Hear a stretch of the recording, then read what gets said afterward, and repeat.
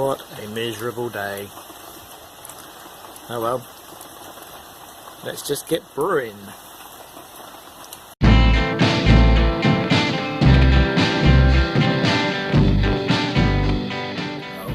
see, and I'm doing an old ale from the Bible. Okay, and it's you can see that, but it's 6:36 in the morning, and I'm getting ready to go in. Awesome. So the temperature this morning, mash tun temperature, is at like 15 degrees Celsius. So according to Beersmith, I need to go in at 75.6 degrees in order to hit my mash temperature of 65.6. That temperature is wrong there, 74.2 by the way. That's if it was the 20 degree grain temperature, and it's not. So readjusted it for 75.6 and we're ready to go. So I'm going to start doughing in. When I've done that, I'll start going through the recipe and give you a bit more of an intro.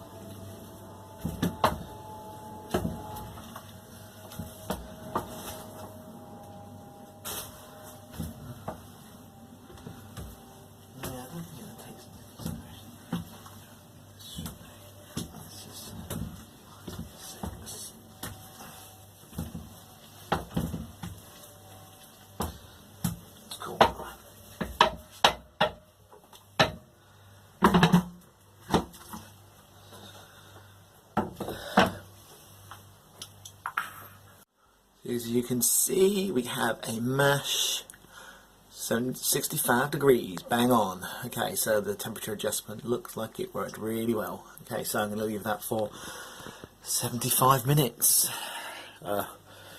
Once I get some sparge water up to temperature, I'll start recirculating. Yeah, so far, so good.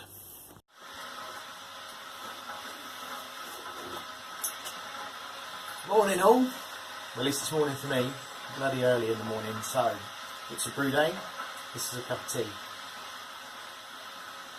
Different type of brew, really nice. Anyway, so today it's a old ale brew day, so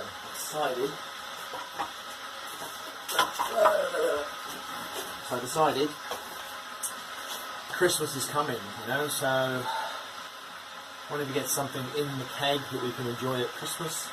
Something with a higher ABV, a bit dark, not too dark.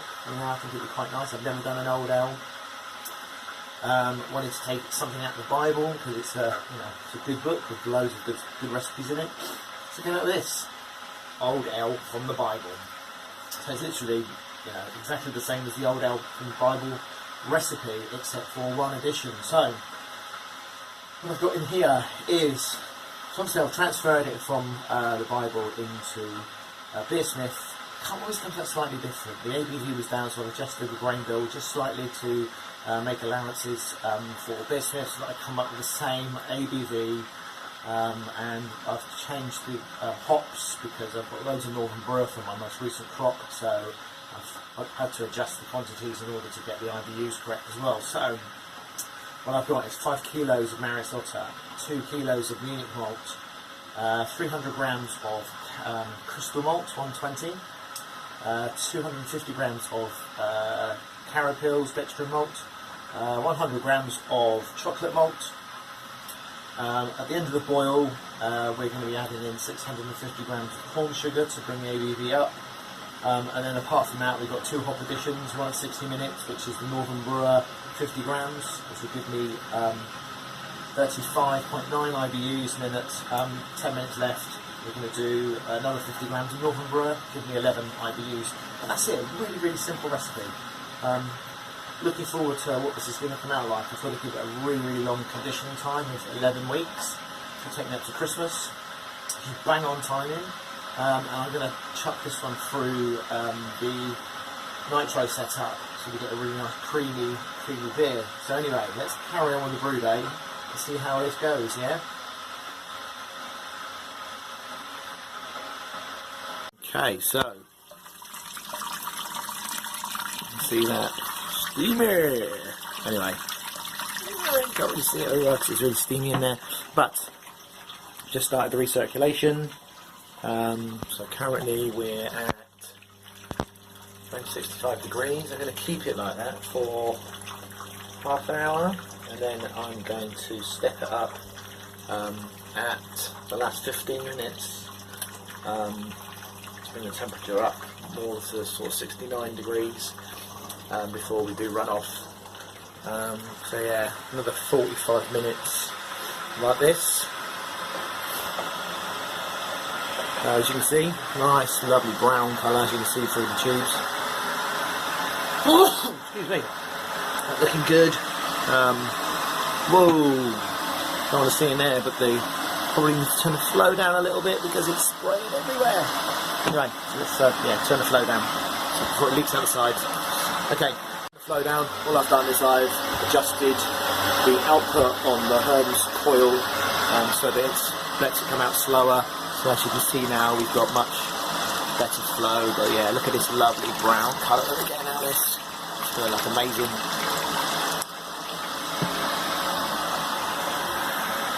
It's starting to run off. I've had recirculation running for an hour. We're ready. We've kept a steady temperature of 65.6 degrees, which is perfect. You can see there, the bottom one is the mash temperature, the top one is my sparge water temperature, so everything is bang on the temperature wise. I'm waiting for the grain just to get rid of any liquid that's on top, and then I'll start sparging.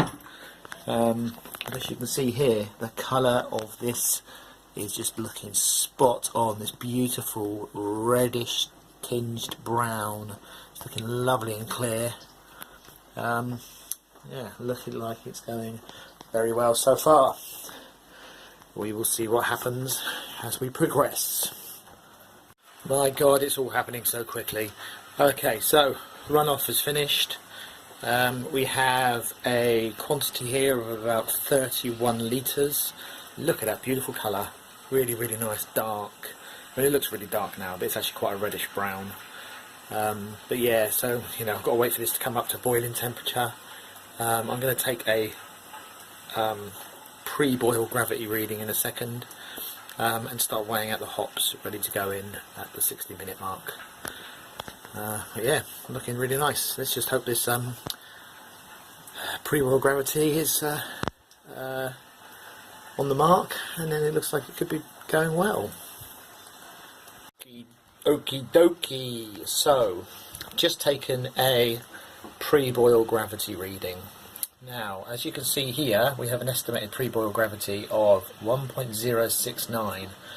I just took a pre-boil and it was 1.061, so quite a lot down on what Beersmith is telling me. Now, I'm not 100% sure. I doubt it, to be honest, but I don't know whether Beersmith is taking that corn sugar into consideration, because according to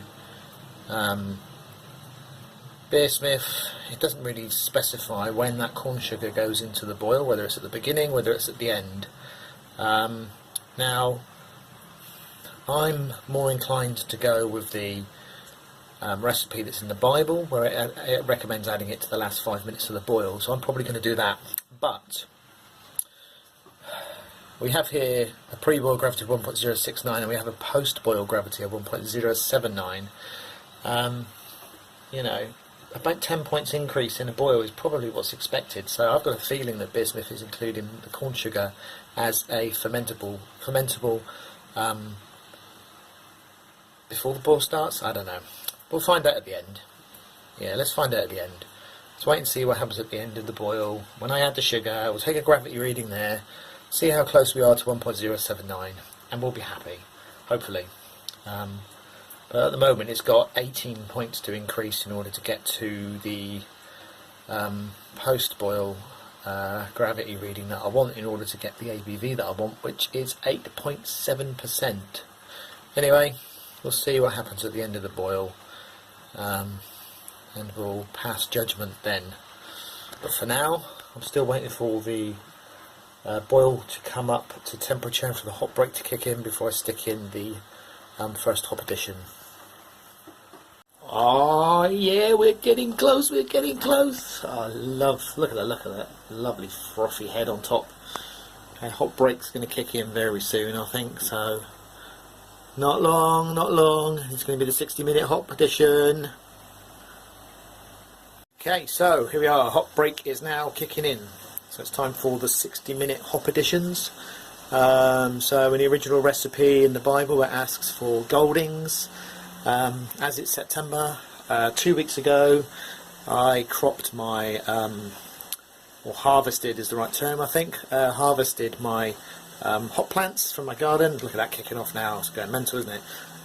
So I now have a shit ton of Northern Brewer hops that I need to use. So I'm going to use Northern Brewer in this recipe instead of Goldings. I've adjusted it slightly to make sure the IBUs are still correct, so I had to use a little bit less Northern Brewer, 76 grams I think it asks for Goldings. I'm using 50 grams of Northern Brewer.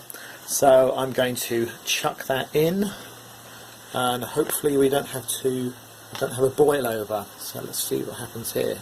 This is looking frothy. Anyway, you're going to get the spray out to get rid of the, so we don't have a boil over. There we go. Whoa, they're mental! I think I've just caught it in time. Wow. Wasn't expecting that. Anyway, looks like I've just saved it. There we go. Whew. Okay, be back soon.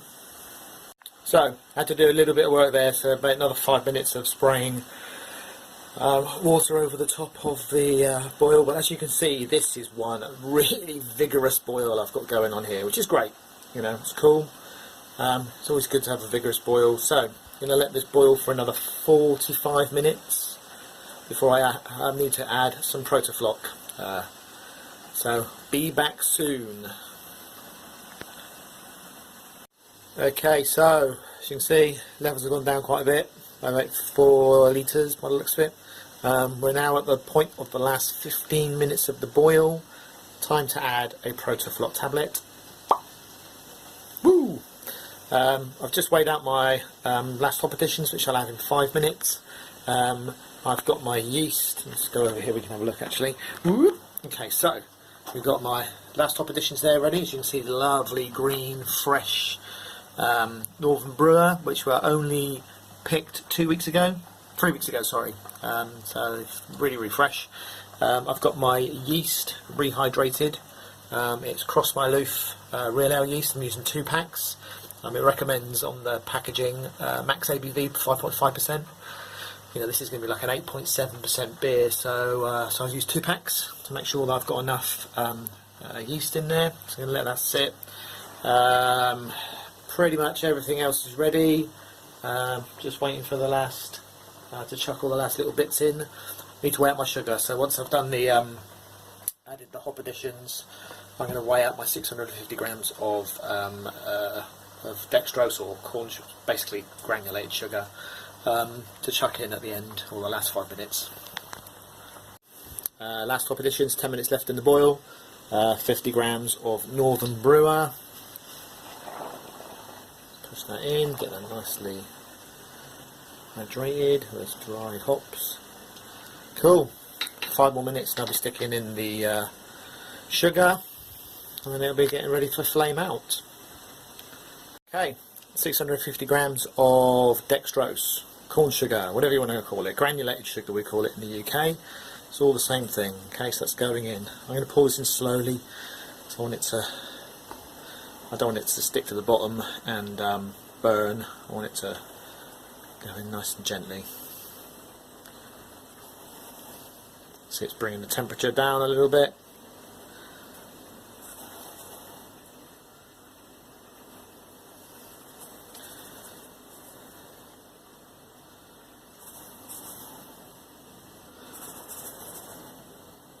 going to pour this in now, give this a good stir.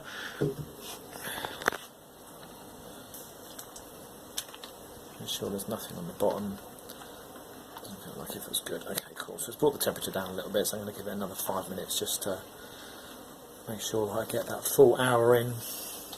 So it starts boiling again, I'll start the timer again just to make sure that I get the full 60 minutes of the boil. So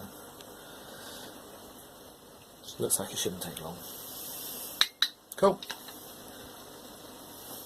Hey, let's wait for this to cool down a little bit. Let's see what this final gravity's come out like now that I've added the sugar and all the bits.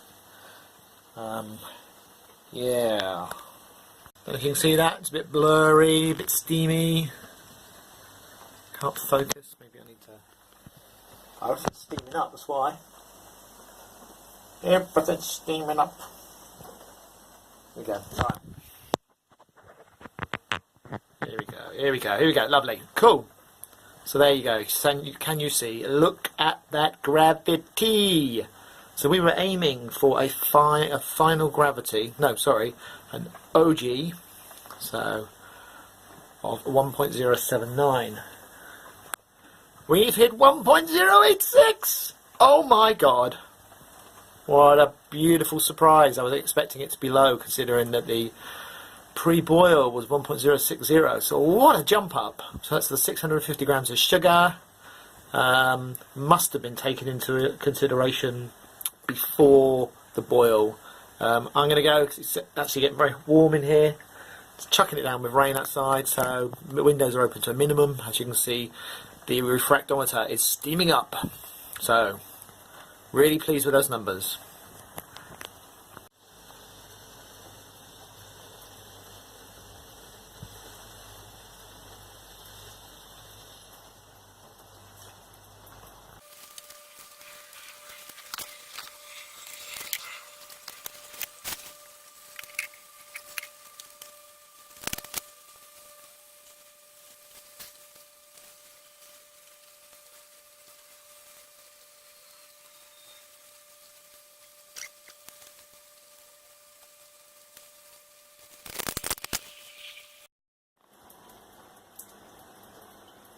Love the separation of the proteins and the liquid.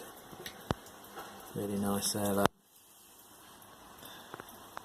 Anyway, we're down to like 26 degrees, so I'm getting ready to pitch this bad boy.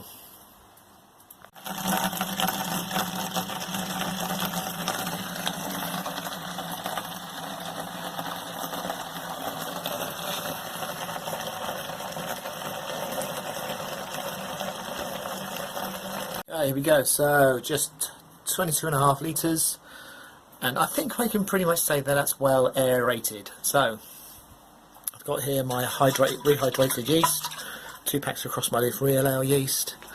I'm going to chuck that in. There we go, all that's gone in. And now I'm going to stick the lid on and stick this in the fermentation chamber. One thing I am going to do is I have here a ice spindle hydrometer. I'm going to chuck that in as well just to monitor it.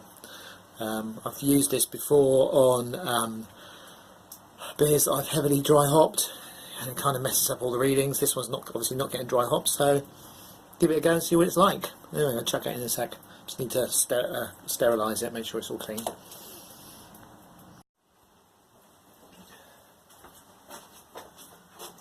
Okay, so that's it.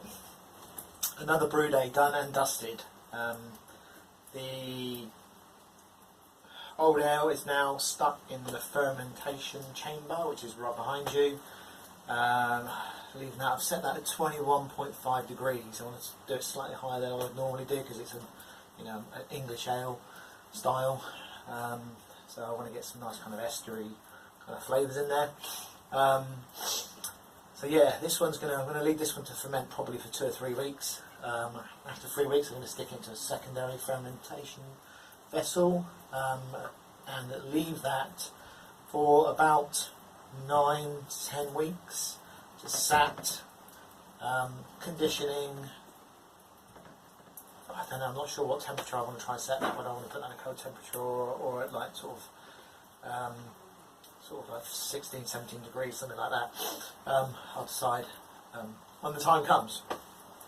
But that obviously means that you're not going to get to see the taste test for this beer for a very long time. So I'm going to upload this as the brew day video, and then when it comes around to the beer being ready for tasting, I'll do a taste test video, which will be near Christmas sometime, considering this was recorded in September.